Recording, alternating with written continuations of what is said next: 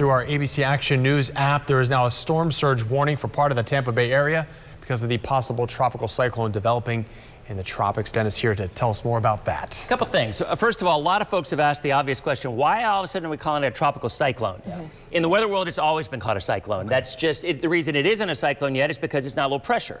Once it turns into a real storm and there's circulation, then we name it, and then we have to deal with what's going on for most of the panhandle. Rule number 7, though. Yes. Okay, yes. all right, just making sure. Yeah, I mean, it's going to rain. We're going to see some rain and some gusty winds on Friday night and Saturday. It looks pretty ominous out there already.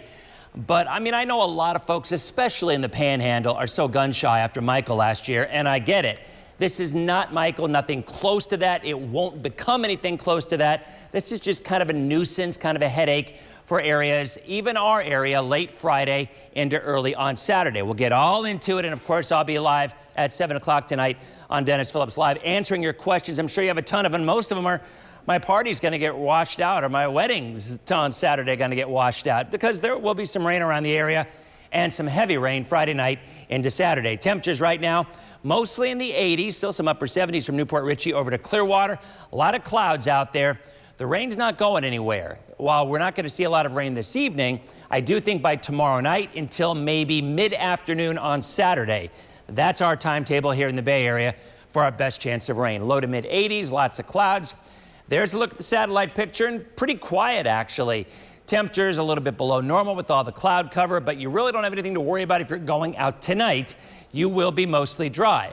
In fact, you look right on through the overnight hours and through tomorrow and right on into Friday morning.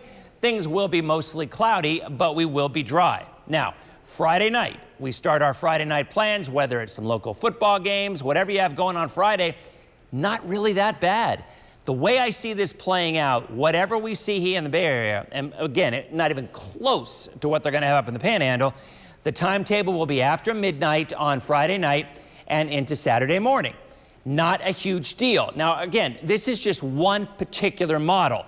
And I think we all know with tropical systems, there's a plethora of possibilities depending on which model you're looking at.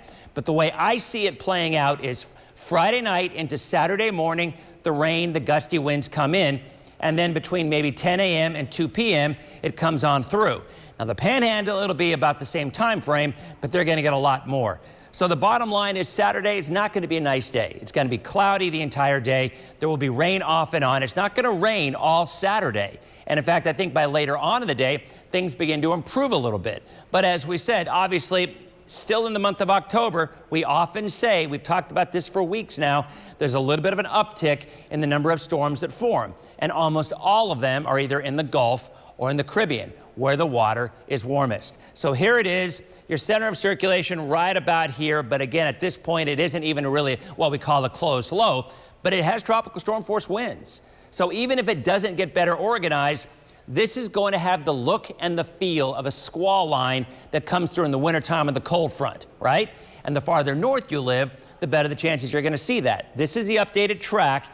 And what we believe is going to happen, in fact, I am extremely confident in this forecast in terms of the track. This is not going to take an unexpected right or an unexpected left. This is where it's going to go. It's a fast-moving storm, too. So the good news out of that is it won't have a lot of time to get stronger, and it also won't have a ton of time to dump a lot of rain on any particular spot. Here's a close-up version. You know, winds of 50, 55 miles an hour. For Floridians, that's almost a walk in the park because we get stronger winds than that in the summertime with our storms. The water is our bigger concern. Now, you look at the winds and the probability of tropical storm force winds, it's not us. It's an area up around Pensacola, Panama City, in that area. But again, no hurricane winds, just tropical storm. But the bigger question we have is the water. And now there is a storm surge warning in effect. All that means is the timetable has been bumped up. The threat isn't any higher than it was, but by definition, a warning means this could occur within 36 hours. So since that's the time frame, that's why this has been bumped from a watch to a warning. The way I see it, some coastal flooding right along the immediate coastline, Clearwater North. It's a possibility, but we are really on the fringe of that. This is just not a major deal, but it is a nuisance, and it's going to be kind of an ugly overnight on Friday night into Saturday. And there is the possibility we could see 1 or 2 tornadoes as we are on the east side, very often what we have this time of the year or later on in the wintertime when we get a strong cold front. Here's Florida's most accurate 7-day forecast. Again, the rain tomorrow, mostly tomorrow night, and then rain off and on Saturday. Sunday, a much nicer day. If you have something planned on Sunday, I think your weather's going to be just fine with temperatures in the mid-80s and then back to where we should be by the early part of next week.